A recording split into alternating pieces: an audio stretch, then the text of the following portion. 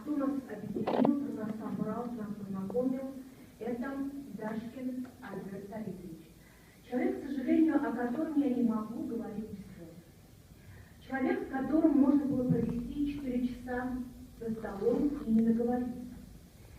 Человек, который был энциклопедией, человек, который был до тонкости души, был настолько интеллигентный, воспитанный, знающий и интересный, и с его уходом, вот честно, такие новости, они настолько сбивают с ног. Я сидела на занятии, принимала экзамен, когда я услышала, прочитала новость, кстати, по Татарстану как раз, мне стало настолько плохо, я вышла в коридор и шла по стенке и держалась, потому что это тяжело было поверить. И тут же я вспомнила его слова.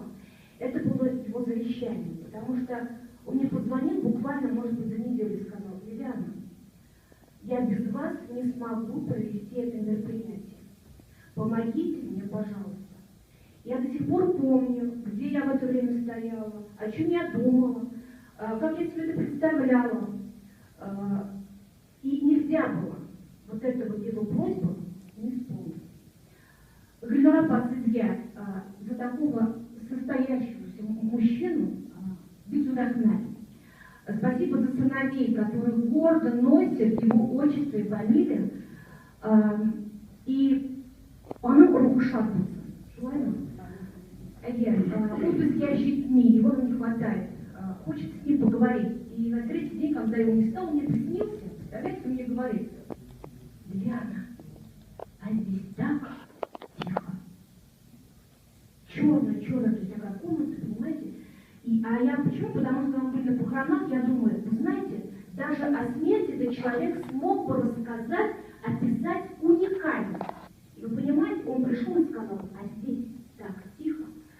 Поэтому соболезнования. Я понимаю, что нам без клиент он решили.